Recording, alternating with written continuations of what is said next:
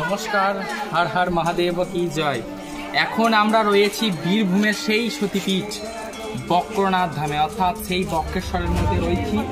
এই হচ্ছে মন্দির বক্রেশ্বর ধাম। বীরভূমে মোট 5টি সতীপীঠ, তার মধ্যে এই একটি সতীপীঠ বক্রেশ্বর।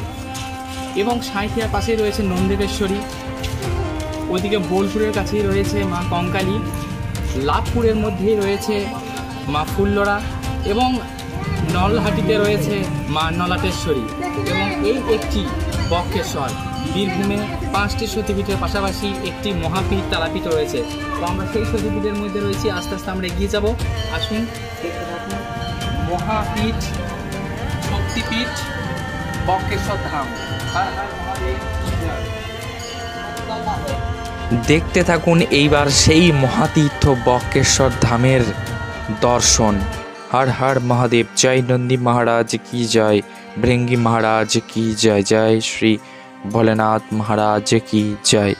এখন আমরা আস্তে আস্তে সেই বক্রেশ্বর মন্দিরের মধ্যে প্রবেশ করছি।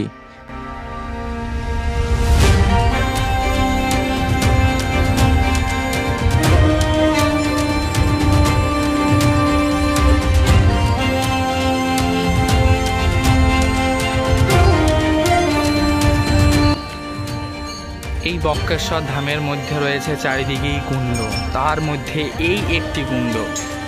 মোট 8টি কুণ্ড রয়েছে। তো এই একটি কুণ্ড, এখানে ভক্তদের অনেকটা লাইন পড়েছে। এখন দুপুর 1:55, প্রায় 2টো বাজতে চলেছে। তো তার মধ্যে দেখতে পাচ্ছেন যথেষ্ট পরিমাণে ভিড় রয়েছে। এই একটি সতীপীঠ বক্রেশ্বর ধাম থেকে সরাসরি। हर हर महादेव की जय।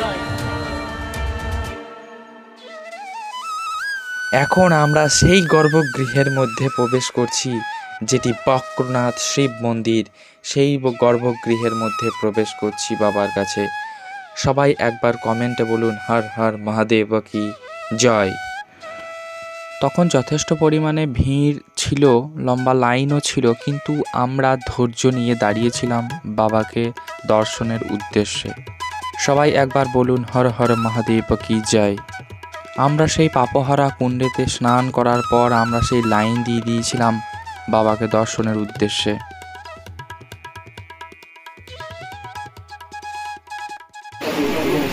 ওই নিচেতে শিব আছে, বক্রেশ্বর বাবা জলের ভিতরে আছে, জলের ভিতরে বাবা বক্রেশ্বর।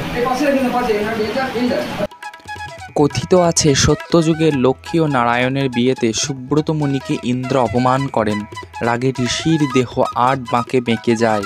তিনি অষ্টাবক্র ঋষি নামে পরিচিত। মহামুনি অষ্টাবক্র এখানে শিবের তপস্যা করেন ও পাপহরা নদীতে স্নান করার পর পাপ মুক্ত হন। তার নামে এই মহাদেবের নাম এখানে বক্রেশ্বর বা বক্রনাথ, যেটি আপনারা সরাসরি দর্শন করছেন।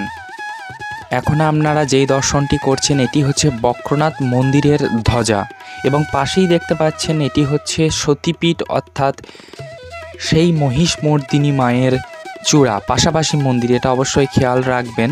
দেখতেই পাচ্ছেন পাশাপাশি 2 মন্দির অবস্থিত, একদিকে বক্রনাথ বাবা এবং অপরদিকে মা মহিষমর্দিনী, অর্থাৎ সতীপীঠে মা মহিষমর্দিনী রূপে এখানে পূজিত হন।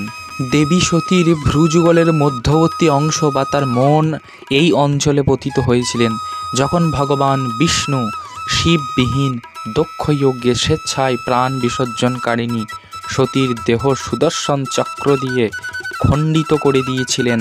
খণ্ডিত খণ্ডিত অংশগুলি পরে এক একটি মন্দিরে পরিণত হয় ও শক্তিপীঠে পরিণত হয়। দেবী এখানে মহিষমর্দিনী, ভৈরব বক্রনাথ এখানে আজও পূজিত।